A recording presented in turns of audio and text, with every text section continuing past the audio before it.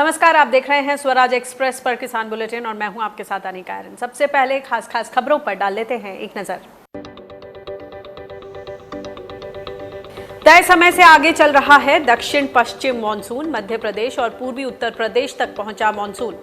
दिल्ली में भी समय से पहले मानसून के पहुंचने का अनुमान। लगातार 11वें दिन बढ़ी पेट्रोल और डीजल की कीमत। अब तक 1 लीटर पर ₹6.5 बढ़ चुका है डीजल का दाम। महंगा डीजल बढ़ा रहा है खेती की लागत। महाराष्ट्र के वर्धा जिले में किसानों ने किया सिर मुंडाकर प्रदर्शन। बैंक से कर्ज मिलने में देरी का विरोध। कपास का भुगतान न होने से कर्ज पर टिकी है खरीफ की खेती। और बिहार में किसानों को लुभा रही है काले धान की खेती। सामान्य धान के मुकाबले कम लागत में अच्छी कमाई। सेहतमंद होने से विदेश तक है काले धान की मांग। और अब खबरें विस्तार से। बुलेटिन में सबसे पहले बात दक्षिण पश्चिम मानसून की। इस बार मानसून अपने सामान्य समय से आगे चल रहा है। भारतीय मौसम विभाग के मुताबिक ये अब तक पश्चिम और पूर्वी मध्य प्रदेश के अलावा पूर्वी उत्तर प्रदेश तक पहुंच चुका है। मंगलवार को भोपाल में मानसून की दस्तक के साथ बारिश शुरू हो गई। इससे जहां लोगों को गर्मी से निजात मिली, वहीं खरीफ की फसलों की बुआई में तेजी आ गई। मौसम विभाग ने मध्य प्रदेश में इस साल औसत से ज्यादा बारिश होने का अनुमान लगाया है। पेट्रोल और डीजल की कीमत में लगातार बढ़ोतरी जारी है। 11वें दिन के इजाफे के साथ पेट्रोल जहां प्रति लीटर ₹6, वहीं डीजल ₹6.5 महंगा हो गया। पेट्रोल और डीजल के दाम तब बढ़ रहे हैं जब ग्लोबल मार्केट में क्रूड ऑयल की कीमत $35 से $36 प्रति बैरल के बीच बनी हुई है। पेट्रोल डीजल के दाम में बढ़ोतरी का असर लोगों की जेब और खरीफ की खेती पर पड़ रहा है। महंगे डीजल से खरीफ की फसलों की लागत बढ़ रही है। खरीफ सीजन की खेती का समय आ गया है, लेकिन महाराष्ट्र में किसानों को बैंकों से कर्ज नहीं मिल पा रहा है। इससे परेशान किसानों ने वर्धा के अलीपुर में स्टेट बैंक ऑफ इंडिया की ब्रांच के सामने सिर मुंडाकर विरोध जताया।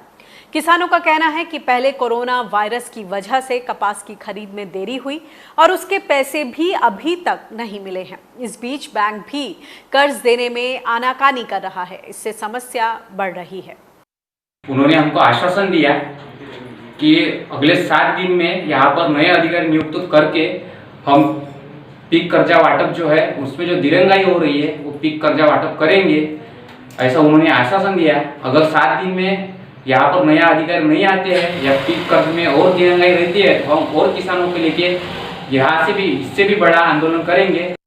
और अब बात मध्य प्रदेश की। मध्य प्रदेश में मूंग खरीद के लिए रजिस्ट्रेशन में देरी के लिए विपक्षी दल कांग्रेस ने शिवराज सरकार पर निशाना साधा है।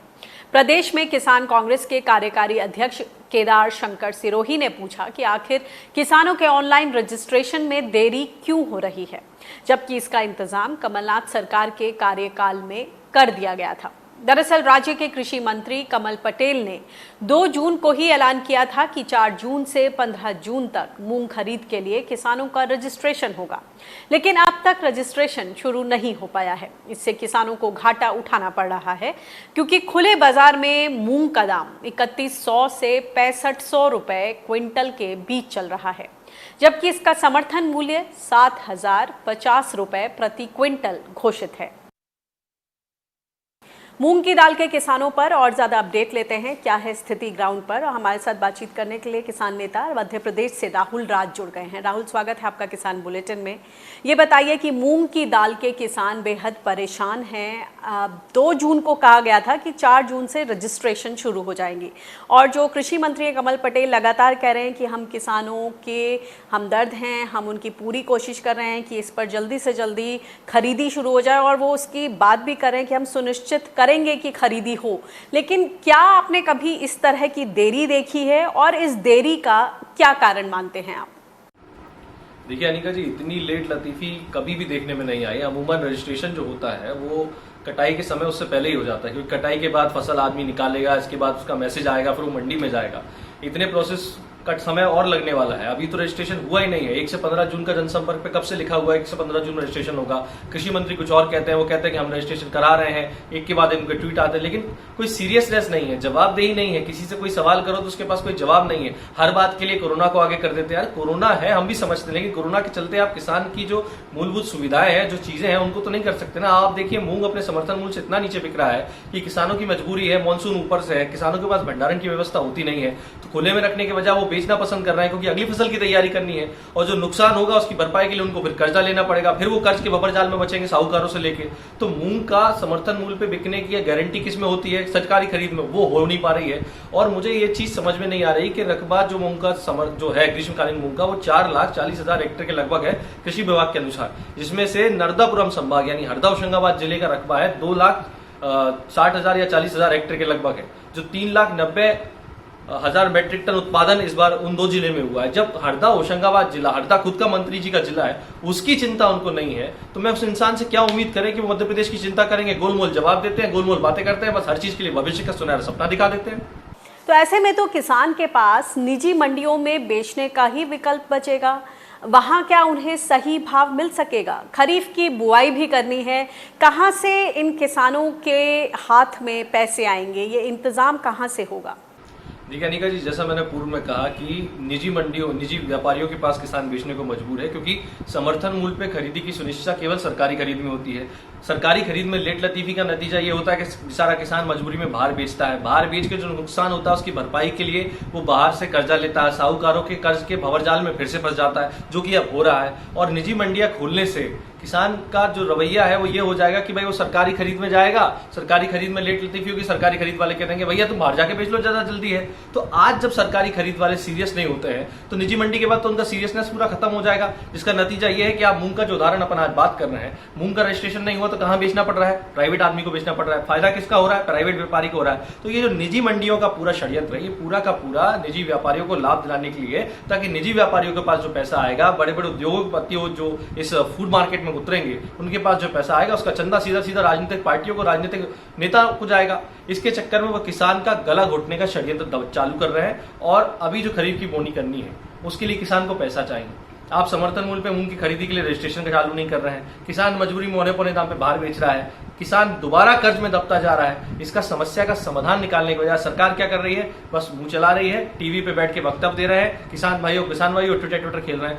मैं समझता हूं कि जो कृषि मंत्री मध्य प्रदेश के हैं, ये इनके मनोस्थिति क्या है बिल्कुल समझ में नहीं आती। कभी ये कह देते हैं कि मक्का हमारी फसल नहीं है, कभी कह देते हैं कि मूंग का होएगा, और जब भी इनसे वर्तमान के सवाल करो तो ये बात कहाँ की करते हैं कि भविष्य में आप देखिएगा किसानों को बड़ा फायदा होगा। कल मैं आपके चैनल पे देख रहा था, तो भविष्य की बात कर रहे थे। अरे भविष्य की क्या बात साहब, वर्तमान की बात करिए। वर्तमान में हमको पैसा चाहिए अपनी बोनी करने के लिए, वो पैसा हमको दिलाइए। जी राहुल, बहुत बहुत धन्यवाद इस जानकारी के लिए। मटर, मसूर, सेम और दूसरी दालों के आयात पर मात्रात्मक पाबंदी यानी क्वांटिटेटिव रेस्ट्रिक्शन को अगले साल 31 मार्च 2021 तक बढ़ाने के भारत के फैसले पर ऑस्ट्रेलिया, यूरोपीय यूनियन और अमेरिका ने सवाल उठाया है। अमेरिका ने इसी हफ्ते विश्व व्यापार संगठन यानी WTO की council for traders in goods के सामने ये मामला उठाया है। उसका कहना है कि भारत का ये कदम अस्थायी नहीं है, इसलिए इसे हटाया जाना चाहिए। वहीं यूरोपीय यूनियन की आपत्ति है कि दालों के आयात पर मात्रात्मक पाबंदी यानी QR क्वांटिटेटिव रेस्ट्रिक्शन 3 साल से लागू है, इसलिए इसे अस्थायी उपाय नहीं माना जा सकता है।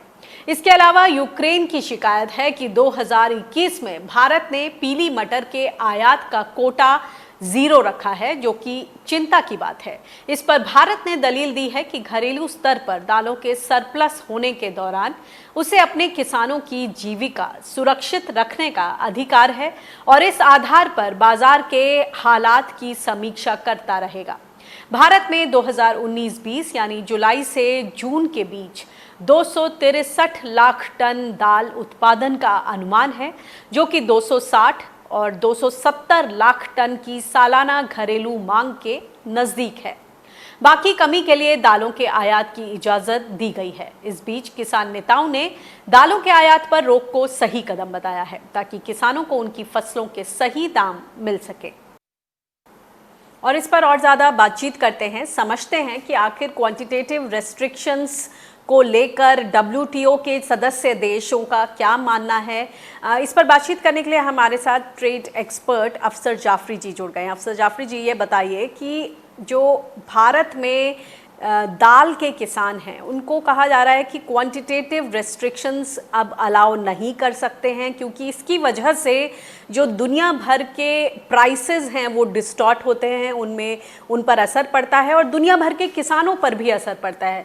लेकिन ये बताएं कि इस वक्त जब कोरोना काल चल रहा है तो WTO की तरफ से इस तरह की शर्तें या इस तरह की बातें सामने क्यों आ रही हैं? ऐसे में जो भारत के किसान हैं, दाल के किसान, उनका क्या होगा?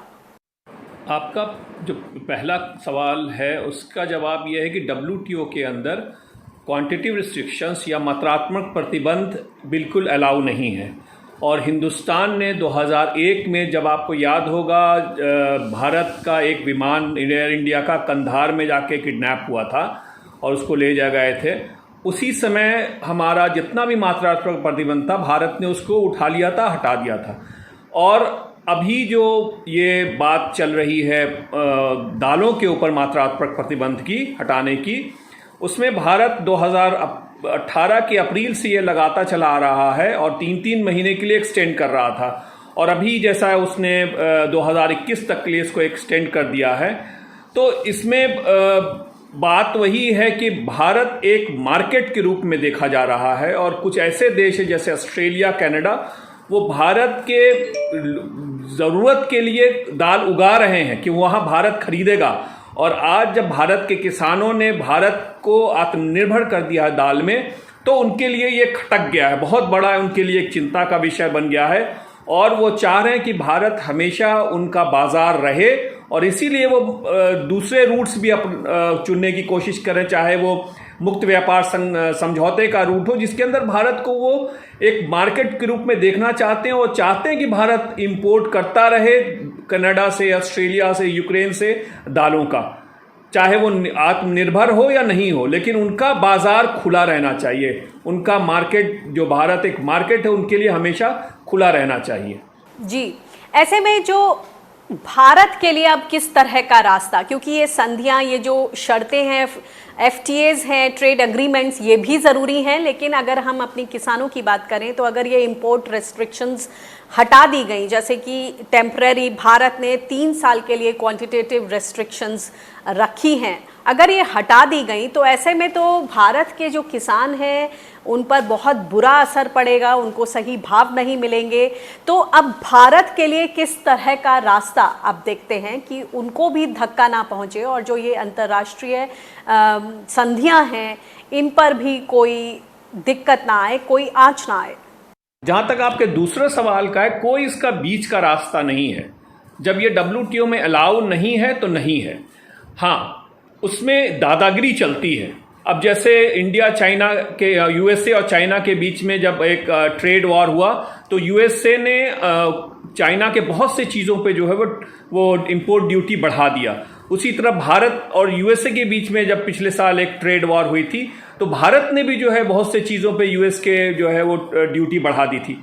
तो ये एक WTO में जिसकी लाठी उसकी भैंस है, साफ बात। और वो भारत को भी अब अपनी लाठी उठानी पड़ेगी और उनको दिखाना पड़ेगा कि हमने ये लगाया है इन मात्रात्मक प्रतिबंध और ये हमारे छोटे किसानों की सुरक्षा के लिए है, उनकी जो सेल्फ सफिशिएंसी है जो भारत की दालों में, उसको पूरा करने के लिए है। इससे अगर दूसरे किसानों को, दूसरे देशों के किसानों को अगर प्रॉब्लम हो रही है तो इससे भारत का कोई लेना नहीं। यहाँ के किसान की बात है, यहाँ के किसानों की जो है वो हमको सिक्योरिटी प्रोवाइड करनी, ना कि दूसरे किसानों को। भारत को इसलिए हम लोग शुरू से कहते आए थे WTO में कि ये हमारी जो पॉलिसी स्पेस है, हमारी जो सॉवरेंटी है, संप्रभुता है, उसके ऊपर एक बहुत बड़ा आघात है। और ये अब साफ दिखने लगा है कि WTO का जो रूल्स है वो हमारे किसानों के लिए, हमारी संप्रभुता के लिए एक बहुत बड़ा खतरा उभर गया है, और जब जैसे जैसे हम आत्मनिर्भरता की तरफ बढ़ रहे हैं। जी, बहुत बहुत शुक्रिया हमसे बातचीत करने के लिए। पंजाब, हरियाणा, उत्तर प्रदेश समेत देश के कई राज्यों में इन दिनों धान की रोपाई तेजी से चल रही है। लेकिन इस समय बिहार में किसान को सामान्य धान या बासमती नहीं बल्कि काले धान की खेती लुभा रही है। क्या है काले धान के फायदे और कैसे ये भारतीय किसानों के लिए निर्यात के जरिए कमाई का एक बड़ा जरिया बन सकती है, देखिए ये रिपोर्ट। खेतों में लहलहा रही ये बालियां हैं काले धान की। चीन के जरिए दुनिया भर के बाजारों तक पहुंच रखने वाले इस धान की खेती भारत में काफी पहले से हो रही है। पूर्वोत्तर राज्यों के अलावा पश्चिम बंगाल और ओडिशा के किसान इसे उगाते हैं। मणिपुर में इसे चाखो के नाम से जाना जाता है। न केवल अपने रंग और जायके के लिए बल्कि इंसानी सेहत के लिए फायदेमंद होने की वजह से इसकी खास मांग रहती है। इसी को देखते हुए अब बिहार जैसे राज्यों के किसान भी इसकी खेती में हाथ आजमा रहे हैं। ये बहुत ही फायदेमंद है और धान के बनिस्पत इसका लागत खर्च भी बहुत कम आता है। अगर इसकी कंपैरिजन करें हम दूसरे हाइब्रिड धान या रिसर्च वेराइटी धान से, तो इसका लागत भी बहुत कम आता है और मार्केट में इसका वैल्यू ज़्यादा है। ब्लैक राइस एकमात्र चावल है जिसमें एंटी कैंसर गुण पाए जाते हैं। शुगर फ्री इस चावल में विटामिन बी, ई, कैल्शियम, मैग्नीशियम, जिंक और आयरन जैसे तत्व अधिक मात्रा में पाए जाते हैं। इसको खेती में किसान भाई को कम उर्वरक की आवश्यकता होती है, कम पानी की आवश्यकता होती है, जिससे इसकी लागत भी कम आती है। हालांकि उत्पादन भी इसका समान धान के अपेक्षा 30% तक कम होता है, लेकिन कुल मिलाकर देखें तो ये काफ़ी फायदे का सौदा है। काले धान की खेती के लिए 10 जून से 30 जून का वक्त सही माना जाता है। महज 110 दिन से 120 दिन में तैयार हो जाने वाले इस काले धान में आम धान के मुकाबले बहुत कम पानी लगता है। बिना खाद पानी के पौधों की लंबाई आमतौर पर 5 से 6 फीट तक होती है, इसलिए खाद नहीं डाली जाती है। और अगर कीमत की बात करें तो जहां दूसरे चावल 25 रुपए से 150 रुपए प्रति किलो तक बिकते हैं, वहीं ब्लैक राइस यानी काले चावल की कीमत 250 रुपए प्रति किलो से शुरू होती है। हम ये कहना चाहेंगे कि और भी किसान को ये अपनाना चाहिए, क्योंकि ये बीमारी जो जिनको होती है उनके लिए भी लाभकारी है। जैसे कहते हैं एंटीऑक्सीडेंट, तो वो इसमें भरपूर है। जिंक है, आयरन है, कैल्शियम तो है ही, चूंकि ये है अनाज है तो इन चीज़ों की बहुलता है इसमें। इसको कम से कम 200 से 300 रुपए का रेंज मान लीजिए। अगर किलोग्राम ये बिकता है तो सामान्य जो धान बेचते हैं जो 14-15 रुपए, मैक्सिमम 20 रुपए तक बेचेंगे जी, तो उसकी तुलना में तो करीब 10 गुना इसमें ज़्यादा ये है। एंथ्रोसाइनेंस तत्व होने की वजह से ये काले जामुनी रंग का होता है। इस तत्व में एंटी इन्फ्लेमेटरी, एंटीऑक्सीडेंट और एंटी कैंसर माना जाता है। इसके अलावा black rice protein, fats, carbohydrates, natural fibre और आयरन से भरपूर होता है। इतना ही नहीं, ग्लूटेन फ्री इस चावल में क्रोडिनॉइड्स होते हैं, जिन्हें आँखों, खासकर रेटिना के लिए फायदेमंद माना जाता है। इन्हीं खूबियों के चलते काले चावल की देश ही नहीं, अमेरिका, ऑस्ट्रेलिया और यूरोपीय देशों में काफी मांग है। यानी सरकार अगर काले धान या ऐसी ही दूसरी घरेलू फसलों को बढ़ावा दे तो ये निर्यात के जरिए किसानों के लिए कमाई के नए रास्ते खोल सकता है। दिल्ली से शबीना सिद्दीकी के साथ ब्यूरो रिपोर्ट, स्वराज एक्सप्रेस। तो कोरोना ने हम सबको ये तो सिखाई दिया है कि हमें अपने खाने पर ध्यान देना होगा, थाली पौष्टिक हो। खेती किसानी के तौर तरीकों में भी बदलाव की दरकार है। केवल हाई ईल्ड यानी ज़्यादा उत्पादकता वाली फसलों के पीछे ही नहीं भागा जा सकता, हमें न्यूट्रिशन पर भी उतना ही ध्यान देना होगा। एक तरह से दूसरा ग्रीन रेवोल्यूशन आए जिसमें न्यूट्रिशन पर भी जोर हो और किसानों तक भी जागरूकता फैले। इस पर और ज़्यादा बातचीत करते हैं। हमारे साथ श्रीदेवी लक्ष्मी कुट्टी कोयम्बटूर से जुड़ गई हैं, जो कि कंसल्टेंट हैं सेव आवर राइस कैंपेन के साथ। आपका बहुत बहुत स्वागत है किसान बुलेटिन में। ये बताएं कि चावल की अगर बात करें तो क्योंकि आप सेव आवर राइस कैंपेन से जुड़ी हैं, तो जैसा हमने अपनी इस रिपोर्ट में दिखाया कि ब्लैक राइस तो सदियों से हमारे देश में मौजूद रहा है, लेकिन क्या कारण है कि किसान खुद ही इसके जादू से अनजान हैं। इस इतने बड़े पैमाने पर जिस तरह से खेती होनी चाहिए थी वो नहीं हो रही। आपको क्या लगता है, क्या जानकारी और जागरूकता की कमी है? आपने जैसे बोला काले चावल के बारे में कि वो किसान के लिए अच्छा है, शॉर्ट ड्यूरेशन है, सस्टेनेबल है, लेकिन हम इसको क्यों खेत में नहीं लगा रहे हैं और बासमती जैसे राइस को ही सपोर्ट कर रहे हैं। तो ये खाली ब्लैक राइस की बात नहीं है। ब्लैक राइस तो एक अच्छा सा राइस है जिसमें एंथोसायनिन्स है, बहुत ही न्यूट्रिशियस है और वेरी हाई फाइबर भी। और उसके अलावा रेड राइसेस भी हैं। सो हमने बहुत ही ट्रेडिशनल वैरायटीज़ हर रीजन में, हमारे देश के हर रीजन में ट्रेडिशनल वैरायटीज़ हैं जिसमें इतने खूब अच्छे प्रॉपर्टीज़ हैं, जो सेहत के लिए अच्छा है, जो खेत के लिए अच्छा है, जो कम पानी में उगता है, जो ड्राउट टॉलरेंट है, जो फ्लड रेसिस्टेंट है। ऐसे बहुत ही वैरायटीज़ हैं। तो उनको सबको हमें प्रमोट करना चाहिए क्योंकि ये हमारे हेरिटेज है। नॉट ओनली हेरिटेज, हमारी संपत्ति है ये सब। और जैसे क्लाइमेट चेंज अभी आ रहा है, हमें ज़रूरत है ऐसे रेसिलिएंट वैरायटीज़ की। और उसके साथ हो रहे हैं जैसे कोरोना जैसे बीमारियां, where we are looking for more immunity. तो वो इम्यूनिटी हमारे ही ट्रेडिशनल फूड से, हमारे ही कुदरती धान से, हमारे ही हेरिटेज ग्रेन से हमको उपलब्ध करने की कोशिश करनी चाहिए। And I would say that we have to promote not only black rice but also all colored grains, all colored rices like the red rices, जो हम एक our country is so rich in all these grains. ऐसे में कृषि विज्ञान केंद्रों की आप क्या भूमिका देखती हैं? इतनी हेल्दी मेडिसिनल क्रॉप है ये, कम समय में 110 दिन में तैयार हो जाती है, रेजिलिएंट है, इसकी हाइट की वजह से ये बाढ़ग्रस्त एरियाज़ में भी अच्छी तरह से मैनेज कर सकता है काला चावल, भाव भी अच्छा मिलता है। फिर क्या कारण है कि घरेलू बाजार में या फिर इवन निर्यात के लिए हम इसे तैयार नहीं कर पा रहे हैं? और इन वैरायटीज़ को प्रमोट करने के लिए केवीके जैसी संस्थाएं क्या कर सकती हैं?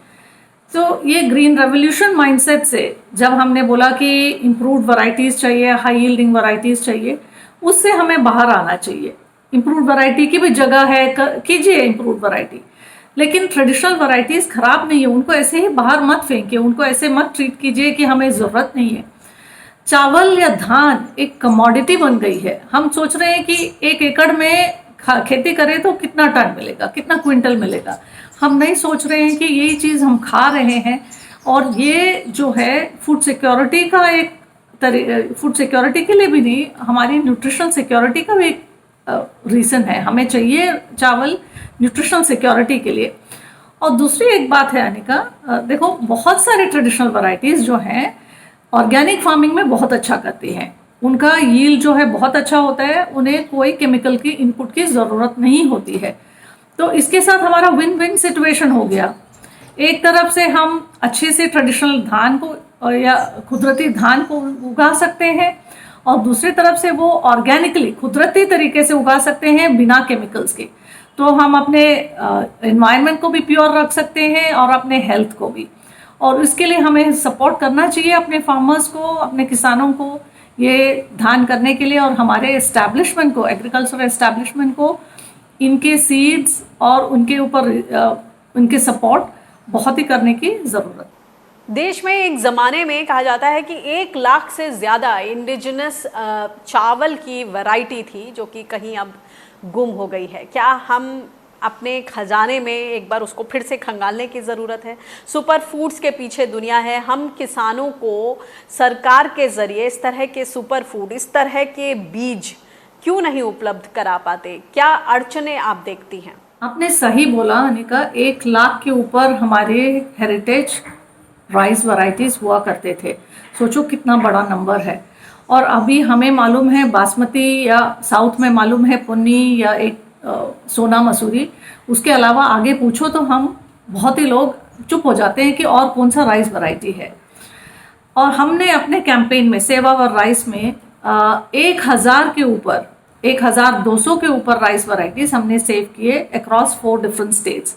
वो तो एक टिप ऑफ द आइसबर्ग बोलते हैं ना, बहुत ही एक ऊपर ही से हुआ है। इसके बहुत बहुत ज़्यादा वैरायटीज़ हमारे पास अवेलेबल है, लेकिन इनको रिवाइव करना बहुत ही क्या बोलते हैं कमिटमेंट चाहिए। उसके लिए कमिटमेंट चाहिए इंस्टीट्यूशंस की, गवर्नमेंट की। हमारे पास हमारे सभी एग्रीकल्चर यूनिवर्सिटीज़ में इतना ज़मीन है और इतने अच्छे साइंटिस्ट हैं, वो सीड बैंक्स शुरू कर सकते हैं, वो राइस डाइवर्सिटी ब्लॉक शुरू कर सकते हैं, वो फील्ड ट्रायल्स कर सकते हैं वहाँ पे कि इन वैरायटीज़ का परफॉर्मेंस कैसे होगा, ये वैरायटीज़ किस क्लाइमेट में अच्छा यील्ड देते हैं। और इनके लिए क्या इनपुट्स चाहिए। तो जो बहुत से सिविल सोसाइटी ग्रुप्स, NGOs या फार्मर ग्रुप्स कर रहे हैं ये सीड सेविंग का काम डिस्पर्स्ड तरीके से different parts of the country, वो एस्टैब्लिशमेंट भी टेकअप करें, द एग्रीकल्चरल एस्टैब्लिशमेंट को भी उसका एक ओनरशिप ले लें तो बहुत ही अच्छा होगा, क्योंकि वो सीड मल्टीप्लिकेशन कर सकते हैं। जो सीड मल्टीप्लिकेशन करे और फार्मर्स को सीड दें और उनको ये तसल्ली भी दें कि आप ये उगाएंगे तो हम आपके लिए मार्केट इसके लिए बनाएंगे, तो डेफिनेटली ज़रूर फार्मर्स ग्रो करेंगे। और मुझे उसमें एक एडिशनल पॉइंट जो बहुत ही महत्वपूर्ण लगता है कि हमें कन्विंस करना चाहिए अपने फार्मर्स को ये वाले धान खाने के लिए। अभी ऐसा एक माहौल आ गया है कि रूरल इंडिया में हम बहुत ही डायबिटीज़ देख रहे हैं। बहुत दुख भरी बात है कि हमारे किसान, बहुत लोग डायबिटीज़ के शिकार हुए हैं और उनको भी ये फाइबरफुल विथ ब्रांड अच्छे ट्रेडिशनल वैरायटीज़ खाने चाहिए। और जो सेवा और राइस कैंपेन में ये एक विक्ट्री बहुत ही हुआ है कि जिन जिन किसानों ने ट्रेडिशनल वैरायटीज़ करना शुरू किया, उन्होंने अपना धान पूरा पैडी के बेचने के बगैर अपने लिए रख के अपने लिए खुद ऑर्गेनिक ट्रेडिशनल राइस खाना शुरू किया है। और मेरी ये आशा है कि हर जगह हर किसान ऐसे ट्रेडिशनल राइसेस जो ग्रो करेगा और ट्रेडिशनल राइसेस खाएंगे भी। कहा जाता है कि फूड सिक्योरिटी ज़रूरी है, तो अगर ऑर्गेनिक या कम उत्पादकता वाली फसलों की तरफ हम जाएंगे तो उससे देश का पेट नहीं भरा जा सकता। आप क्या कहेंगे? धन्यवाद अनिका, ये आपने बहुत ही अच्छा सवाल पूछा फूड सिक्योरिटी का, क्योंकि हमने इन सब कुदरती धान ये ट्रेडिशनल वैरायटीज़ खो दिए फूड सिक्योरिटी के नाम पे, और हमें इन्हें वापस लाना पड़ेगा न्यूट्रिशन सिक्योरिटी के नाम पे। क्योंकि जो फूड या राइस या धान है, हमने उसको एक कमोडिटी बना दिया है और उसका क्या दाम है, वो कितना यील्ड है, वही हमारा फोकस हो गया है। लेकिन ये हमारे न्यूट्रिशन सिक्योरिटी का आधार है। जो न्यूट्रिशन सिक्योरिटी के लिए हम खाना खा रहे हैं, जितने लाखों करोड़ों बच्चे, औरतें, बूढ़े बुजुर्ग, नौजवान लोग हैं अपने देश में, हम उनके न्यूट्रिशनल सिक्योरिटी हमें देखना चाहिए। और जब हमारे किसान खुद न्यूट्रिशन सिक्योरिटी नहीं पा रहे हैं, तो हम क्यों नहीं इनको खेतों में वापस लाएं जो न्यूट्रिशन सिक्योरिटी हमको देंगे। और फूड सिक्योरिटी की बात कही, फूड सिक्योरिटी के लिए हमारा बिगेस्ट प्रॉब्लम, सबसे बड़ा प्रॉब्लम ये है कि फूड वेस्टेज हो रहा है। जो प्रोडक्शन हो रहा है, ये नहीं बोल रही हो कि आप हम हाई यील्डिंग वैरायटीज ना उगाएं, वो भी उगा सकते हैं और इनके लिए भी जगह है। क्यों नहीं हम दोनों उगा सकते हैं। ये नहीं कि हम पूरा जो हाई यील्डिंग वैरायटी के लिए इन ट्रेडिशनल वैरायटीज को हमने कम्प्लीटली हटा दिया है, लेकिन इनको हम ज़रूर वापस ला सकते हैं। और हमारे कैंपेन में ये साबित भी हुआ है कि ये सक्सेसफुली हो सकता है। और हमें ये करना चाहिए कि जो भी किसान विलिंग है, करने के लिए इंटरेस्टेड है, उनको इसमें हमें ज़रूर लाना चाहिए। और हमारा अनुभव है कि जब हम ट्रेडिशनल ये वैरायटीज़ ऑफ राइस ग्रो करते हैं, न्यूट्रिशनल सिक्योरिटी ज़रूर इम्प्रूव होता है, एंड डेफिनेटली फूड सिक्योरिटी भी इम्प्रूव होगा when we reduce food wastage. जी, बहुत बहुत शुक्रिया हमसे बातचीत करने के लिए। तो इसी के साथ किसान बुलेटिन में फिलहाल इतना ही। देश दुनिया की ताज़ा तरीन खबरों के लिए आप बने रहिए स्वराज एक्सप्रेस के साथ। मुझे दीजिए इजाज़त, नमस्कार।